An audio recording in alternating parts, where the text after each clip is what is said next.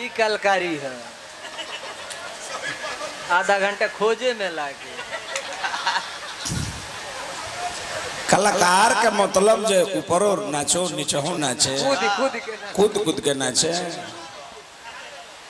एगो ले बड़े बीनिता देवी है इनकर शहरवा सब सुनने हैं ना। तड़पा के देखो इंतजार में कितना मजा है। इनका नचनिया का नाच देखी सब। हमारा नचनिया कहतर के नचनिया का ओठ काहे निकलल बा का दो आइसक्रीम खा ले। ए नचनिया के काहे दांत निकलल बा रवा सब है नहीं जाना ई खा ले बाए हाय राम दांत से कट कटनी है ए ऑपरेटर एगो पिलास बाटे पिलास का होई इनका नचनिया के दुगो दतवा कबार खाली दूगो चाभ अच्छा जी बीरावतरू चटबू उ लंगड़ बड़े हम ठीक पड़ला अरे काट दी बहुत ब्यास देखनी हतना भकठा ब्यास हम ना आ बहुत नचनिया देखनी हसन भकठी नचनिया हम ना देखल रहने। पीछा मत कर। हां कहत रे जे हे राजा जी हमरा पीछा मत करी ती कहत रे जे आगे ना मिली तो पीछे ही नु करो काहे बे तू पीछे कर चाहे आगे कर ए बाप रे बाप ये महाराज रतनी बढ़िया बढ़िया बात बोली आई बनी श्राद्ध में तो बढ़िया बढ़िया बात बोली वेद के बात बोली शास्त्र के बात बोली तो अब हम जानब जरूर व्यास है जरूर ध्यान दी। आज हमनी के समाज में बहुत ही माने खुशी होता हमनी के बहुत बड़का गर्व बा कि हमारा मुन्ना जी इतना शास्त्र के जानकार बने। तो हम आग्रह करब जरा मंच पर आई एगो रवा के हम माला से स्वागत करतनी हरोरा विद्वता के तटी मंच पर आई तने एगो माला तने बबुआ देह दो मुन्ना भैया से आग्रह बा जतने रवा मंच पर आई भगवान रवा के बनौले रह और ही रवा आगे जाए तने एगो हमरा मुन्ना भैया के नाम पर तने एगो रवा सब एगो ताली बजा दे तब हम जानब जब विद्वान के समाज में रह सब एगो तनी ताली तने हो जाए। भगवान और सब के बन बैठे हैं ये ब्यास लौंडा खाटी। अच्छा कौना बात को भैया हम रोल करे खातिर चल गनी है नीचे दू जना सुत रहल हलो तो हम जगह नहीं है कतना यहाँ के बढ़िया बात करनी है वेद के बात कहत रहे जे मंच बोलले बा त नीचवा कोई रहला का अभी देखिए दांत चियर करे हम शिल्पी राज का गीत गौनी है कि पिया मोर जाहू जन कलकतिया हम तो गा देनी है तो गलती कोनी है ई गावत रहे कि नदिया के बीच जैसा नैया डोले तू काहे खातिर लाना चट खातिर गोला नदिया के बीच जैसा नैया डोले ई मत गाओ ऐसा मत गाओ ना ऐसे गाओ कि हे मौगा के गणिया के बीच नदिया अरे दादा बहुत हम मौग देखनी हाथना भाकठा मौगो न देखल रहने ना ई बबुआ हार माने पर तैयारे नहीं खे आतना ई लोमहर ई चमचा बा मालिक के ठेकही नहीं खेदे मुंह में घेर लेता कहता ओने मत जहेने आ जा का खाता रू अमरूद रतिये में खालू का अमरूद काहे खाती खाता रू सुन ना है दुगो कश्मीर से दुगो सेब आई बखबू का है बे हाजीपुर के केरा बा ए जे बकले हे जे केरा के गाछ बा है कहां बा का बा हे जे कहां बा है का हे जे ए महाराज रवा सब हंसत नहीं हे जे बा ना हे जा आओ ना हे जे भाई देखो हे जे बा अच्छा बाबू भैया ब्यास लौंडा खाटी अपन के करत चुमा चाटे तय भैया को नहीं माटी हो गई आ खुलल बिया नाच के पार्टी को नहीं माटी हो गई बिया नाच के पार्टी को नहीं माटी हो गई। पहले के ब्यास लोग कह रहे पहले के व्यास रहले दुबे नथुन बचन वीरेंद्र जगदीश सिंह विराट ये पहले के व्यास लोग रहे दुबे नथुन बचन वीरेंद्र अरे जगदीश सिंह विराट बेचुमिया बोली रामया हरिहर ए मुन्ना भैया गुलाब गई सम्राट ये पहले के व्यास हलो ये पहले के व्यास हलो हमारा कहता रहे जब बूढ़ा खाली तू फालतू खाली तू बोलता रहा खाली फालतू बात खाली बोलता रहा हैं कहता रहे जे का दो हम ई हेकर लइका बा माने माने एकर मारदा एकर में पेट्रोल भरत रहे ना आई जाके ओइजा ताकत रहले ई ताकत ना रहले ई एकरा मर्दा से कहत रहले कि ओ में ना हमरो में भर दो ओ में ना हमरो में भर दो ये मर्दे त नहीं हम तो पगला जाई वैसन व्यास ले 2-3 दिन गौ नहीं हो जाई हम पगला जाई राती एगो रहबे का जाने हमारा तना जतरा खराब बा मुन्ना भैया एक महीना के अंदर जतना ब्यास ले भेंट होइल मैं बौरा है खौरा ले भेंटे हो एक कहू बढ़े खाली एकदम अरबाइटर बा होय एगो बलिया जिला के हवे के हतारे जे खाली इनका मुंह में लाने खाली भरले बा ए बबुआ है ना हम तोहरो मुंह में लाड़ आवा ना आवा हो देखी सुतल बड़े कैसे देखी देख ए बुढ़िया तले है ना देखी सुतल बड़े कैसे जतना मौगा होखले सो यही तेरी दुकान छन के सुतल काहे सुतल बड़े केहू आई बर बाजार का के चल जाए पैसा ध दी अपन बर बाजार का के चल जाए हमरू दिखाता रू लाना है ई कौन महाराज है राती में कुछ लागत लोग खाए दुबे नथुन बचन वीरेंद्र जगदीश सिंह विराट बेचुमिया बोली रामया हरिहर ए भैया गुलाब गई तेरी सम्राट उनके चेला लफुरता घाटी को नहीं माटी उनके चेला लफुरता घाटी को नहीं माटी हो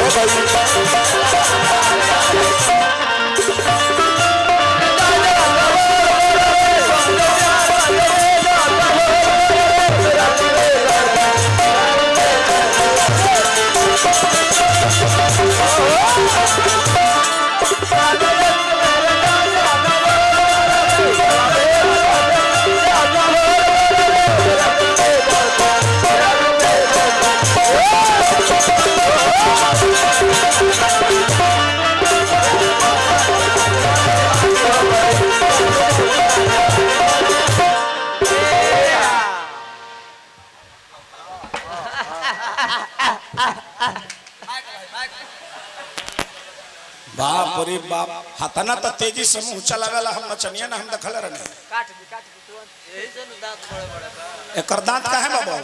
यही से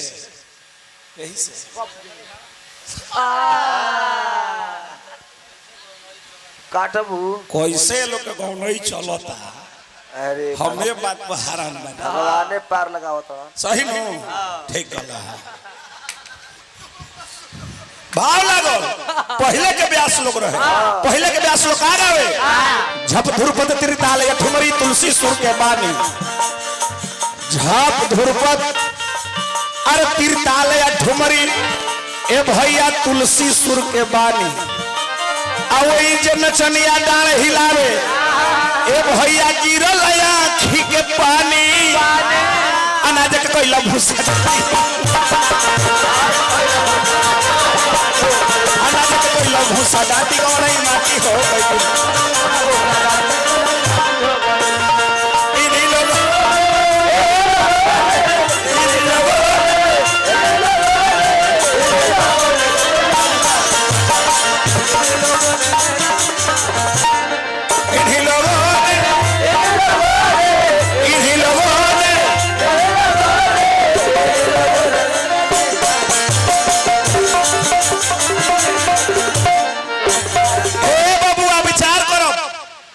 फोटो दिखावता लो जतना जानता नहीं के हैं का जाने कौन हितावा हाउ बाऊ अब एगो फोटो दिखावता लो तारा हो टूट गेल बतरन दे हम बाप रे बाप अतना हमारा के बात यहां का बोलत नहीं अतना गंदा बात ये बोलत त हमरा लाज हमरा लगे लगा हाँ लाज हमरा लगे लगा हमरा नचनिया कहत रहे पागल बिया एकरा बुझाते नहीं खे अच्छा ठीक बा भाई हमर पागले बिया ए भाई अच्छा हमर पागले बिया तहार नहीं माने बिया त का करब देबे खाली दी खाली माने सेवा काम भाई हमर पागले बिया त हमर इहे नु बिया हमर दातुन लइखे नु हाय दातुन लइखे अमरूद लागतिया खाए कहते कि जान पीछा मत करो पीछा मत करो काहे पीछा मत करो मतलब बिक दे दिक्कत हो जाए बाप रे बाप अरे मर्द हमारा कौन नहीं ये छोड़े का पर कह दे काचे फेंक दे बोलो हाय अरे काचे तो झौ लागत रे को है भाव लागल है बबुआ और कैसे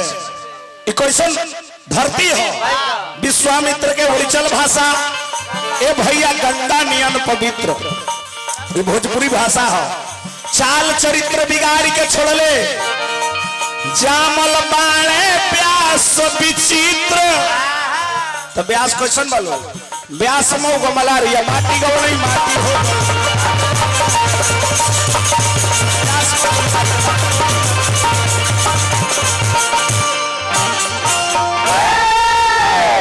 अब तने हमारा कहतर जे सुअर खा ले मछली खा ले मुर्गा खा ले चुरकी रख ले बनी हां खानी का हो हम खानी हां का हो आई का खा लो मुर्गा खाइले मछली खाइले सुअर खाइले सब हम खाइले उगू खा लो दादा महाराज देखी कुल बात हमरा से मत बोलवाई हां रौरा कहत ने व्यास जी कि इनकर मृत्यु के प्रसंग गलती बा हां कहतर जे पागल कवि बा जोन ई गीतिया के लिखल बा हां हमारा बुझाते नहीं है कि इनकर दिमाग खत्म हो गई बा जे माने कुछ दिन गावे के रह गई बा तब हमरा बुझाते नहीं है कहतर जे ई प्रसंग जे लिखल बा ई त प्रसंग वेद व्यास जी लिखल बड़े महाभारत के छेपक कथा में मृत्यु के उत्पत्ति तो कहतर जे जे लिखल बा गलती बा अच्छा हम तो वेद व्यास जी के लिखनी हां माने लिखल गौनी हां वेद व्यास जी तो गलती बड़े मान ली की गलती बड़े रौरा जे कृष्ण जी के मौत गौनी हां केकर लिखल है केकर लिखल है हे मौका के लिखल है हां लगातार कुछ बाप काचे मर्द तरह हिंदा भाई हमारा से देखी फालतू ना गाना गावत रहे कैसे बाबूआ नदिया के पीछे बढ़ के दरियावा गाना गावत रहे नदिया के पीछे जैसे नैया डोले अकादो सही मोर सैया डोले लैया के जवाब हमारा देवे के पड़ी नु ना दे तो लोग कही जे बुढ़वा खत्म बा एगो तनी लैया का जवाब दे आ ओकरा बाद में हमारा जेपी भैया के पिताजी दुनिया छोड़ के चल गई बनी एगो शोक गीत गाई आ तब फिर गाई लयदारी भाव लगल तनी है ना वो नचनिया के मतलब जो ओकरा बोली में मिठास होखे हां बेरी बेरी हमारा नचनिया के रिगावत है नचनिया के तरह हई भइल बा नचनिया के तरह हई हई हई देखत दे देख कैसे कैसे अरे अरे हां कैसे कैसे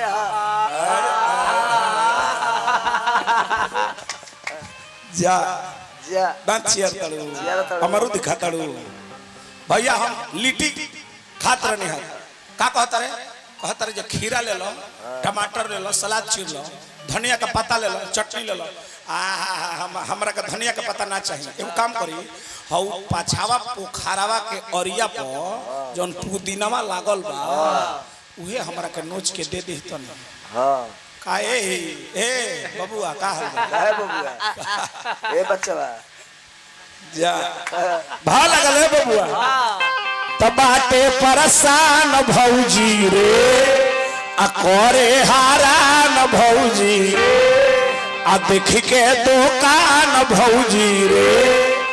आ का दो हई तोवे सामान भौजी बताई रुको हो हमार नचनिया ओरिजिनल बिया आई अतना हेनिया कपड़ा पहुंचले बिया बहुत रस बने की दखल है रस बने की दखल है कोच के अलग अलग देखिए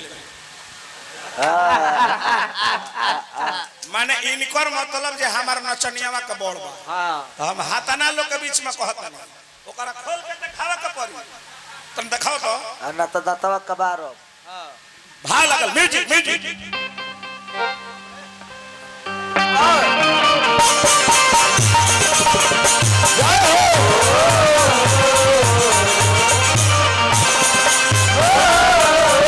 क्या बात है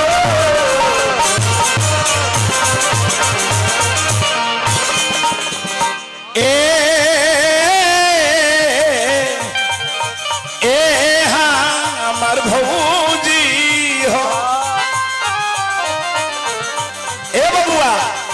बाटे परेशान भौजी रे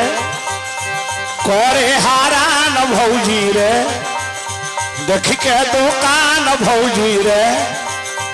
तोवे सामान भौजी रे कोठरी में दिया बार रे